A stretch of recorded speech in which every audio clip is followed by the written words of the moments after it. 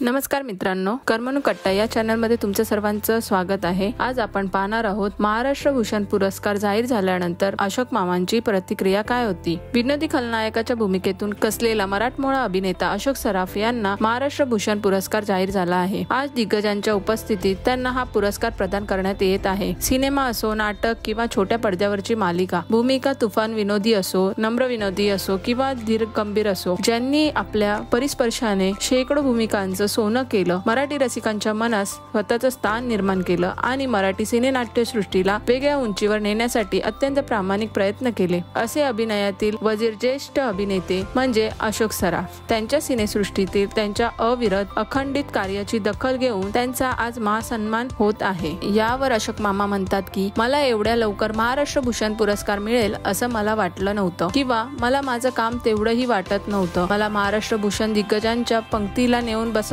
त्यामुळे मी निशब्द झालोय, कारण ज्यांना पुरस्कार मिळाला ते थोर लोक आहेत, त्यामुळे मी काहीतरी केलं आहे याची जाणीव मला व्हायला लागली आहे। तुम्ही ती मला करून दिली, हे मी कधीच विसरणार नाही, अशा शब्दात अशोक सराफ यांनी आपल्या भावना व्यक्त केल्या होत्या। पुढे ते म्हणतात, मी अतिशय भारावून गेलो आहे, या सगळ्यामुळे मला आणखी काहीतरी चांगलं आणि वेगळं करायचंय, या जाणीवेने मी आता बांधलो गेलो आहे। मी सिलेक्टेड काम करतोय, पण निश्चितच मी काम करत राहणार। तुम्ही माझे आहात आणि मी तुमचं आहे, मी तुमच्याशिवाय राहूच शकत नाही, त्यामुळे काम करायलाच पाहिजे, असेही त्यांनी म्हटले होते। तर मित्रांनो, तुम्हाला हा व्हिडिओ कसा वाटला कमेंट मध्ये नक्कीच कळवा। धन्यवाद।